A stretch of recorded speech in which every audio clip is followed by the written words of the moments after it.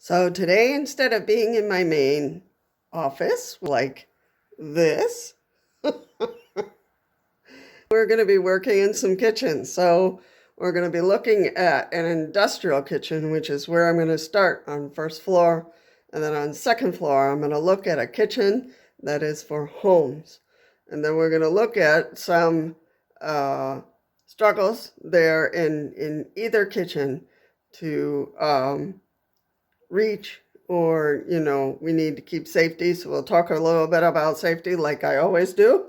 And then we'll come back here to my office and we'll review in terms of safety issues and needs for kitchens. All right, so we are coming into the kitchen from upstairs, and as you can see, this is just a regular home kitchen with its microwave, its refrigerator, its sink. It's all the way around, and it's open. So it's in a U shape, and I can reach out to the counters just pretty easy, and regular drawers here, all the utensils, and the stove.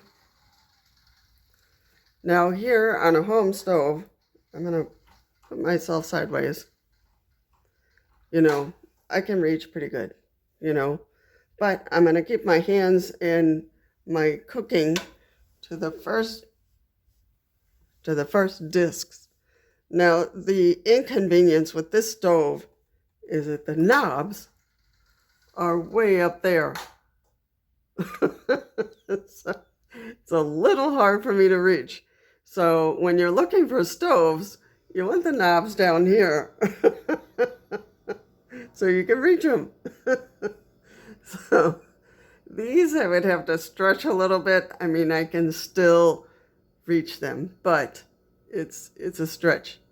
So we have cabinets up above as well, but I usually use everything that's down here, and it's in a U shape. So, and the microwave is very, very useful. And we have a bread maker, we have a toaster, we have all the usual things. But the stove is not exactly accessible. So you want them in the middle, you want the knobs on the side, but you don't want them far, far away. So I just want to show you the variety of stoves, the variety of obstacles you can run into in a kitchen. And I don't see that's interesting. We don't have a fire extinguisher here. Just very interesting. Yeah, I don't see it anywhere. But anyway, this is a dishwasher that we usually don't use, but dishwashers are incredibly useful. So who knows how this dishwasher is doing, but you can see all the knobs are right there. They're accessible. Okay, so we have some storage going on here. That's okay. We don't use it. So so that we have a nice table here to sit and play games and do things. So this is a normal, it's very nicely displayed because it's in a U shape. But now we're going to go to an industrial kitchen downstairs, which is very different, and can give you some ideas of what not to do and what to do. So you got that idea now from the stove and from other items that might be out of reach. So hang in there. We're going to go downstairs. All right, folks, so here we go into our industrial kitchen. So it makes it industrial because everything is bigger. And there's a lot of machinery around. So this is our ice maker. We have a lot of members who use ice. And we have now, this is what I wanted to show you. This is the stove with the right buttons in the right place. And there's the oven. So you don't have to reach over, so it's safer. Now, this stove is a little bit higher. It's on wheels. So if I reach over, it's pretty high for me. And, there's plenty of discs to work with, but again, it's industrial, so it's just bigger. If you wanted an industrial stove, the kitchen sink is very high. For me, I cannot reach the knobs or anything else, so I would have to use a different sink. We also have the dishwasher. All the buttons are in the right place. So, and we have the microwave as usual. But that's what I meant by accessible. The buttons need to be all in the right place. Now you'll see something big here in the back, and that is a different oven that we use from time to time. So, but that is so we don't use the stove oven. And plenty of drawers to use at the bottom. And we have our coffee maker that's reachable.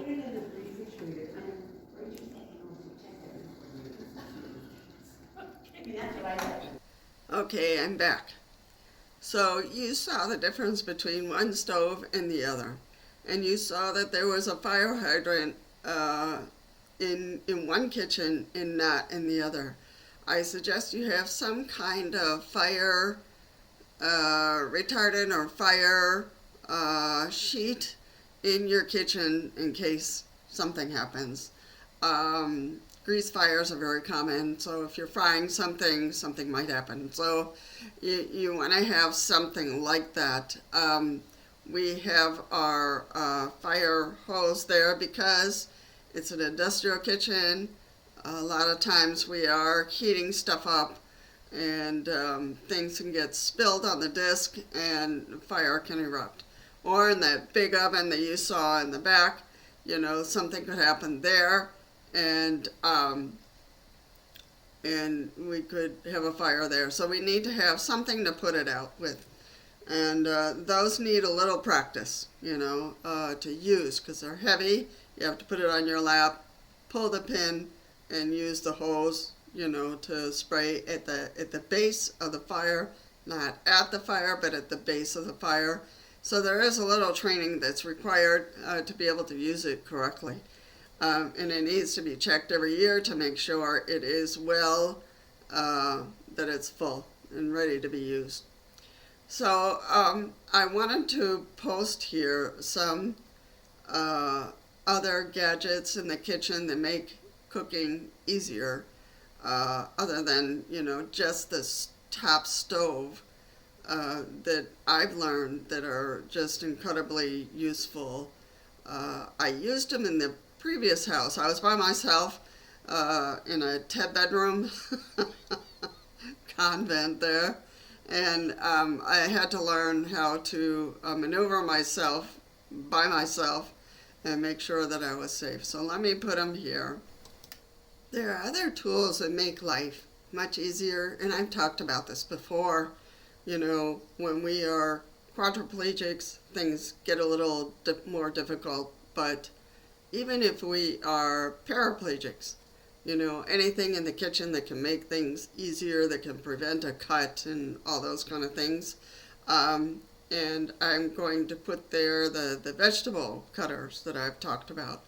And those save a lot of time and help us just put it on the counter, put the vegetables in there and cut them, or lower the top and cut them. So those things just save us energy and make things safer for us instead of handling the knife there and chopping all around. Because I'm capable of cutting myself. a million times over before I'm done. And then the vegetables have a different color. So we don't want that. So, I enjoy the vegetable tools to cut and make it much easier, much quicker, and you just put them in the dishwasher and that's it.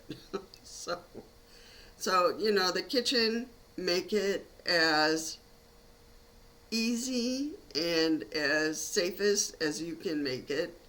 I've gone over this before because the kitchen, bathroom, and bedroom are the dangerous places in the house. It's where we spend more time, and we have to figure out ways that works for each one of us to make it safe, to make it comfortable, to save energy in whatever we need to do. And we'll talk about floors and cleaning in the near future that will help a paraplegic to clean. A quadriplegic might be a little different. If you live with family, you might make that trade-off. I'll do this and take out the garbage and do other things, but not the cleaning because it's difficult with their hands if they're quadriplegic. So, and sometimes they figure out ways of doing it, but some just cannot, depending on the shape of their hands and what's happened to them physically. So there are tools out there to help quadriplegics and to help paraplegics. So I just love the simplest things, the quickest things, and to make sure I don't cut myself a million times before I'm done. So I will put up the vegetable cutter so you have an idea, and you can go to the store and say, hey, I'm looking for a vegetable cutter. So, and then they'll find one for you. There's all kinds of shapes and sizes and styles, so you can pick the one that fits your budget and the one you would like to save, to use the best. So, folks, that is it for kitchen. I can't think of anything else other than use a drawer for your favorite plate, bowl, flatware, and then another drawer for, the pan, the favorite pan you use. So, and keep the cups on the counter so you can reach them. So just make it practical for you and for anybody else. Remember the universal design that we're looking for, that will help you especially, but will be practical and normal for anybody else. Okay, everyone, don't forget to like and don't forget to subscribe. Today is Sweetheart Day. Today is Valentine's Day. Just couldn't come to mind. So today is Valentine's Day. So, and my camera is going crazy. So there you go. So truly, don't forget to like and to subscribe if you want to come back or be notified of more videos. So thank you so much for coming. Thank you so much for liking other videos. Thank you so much for subscribing. You are the base of my channel, so thank you so much. And I will see you in the next video.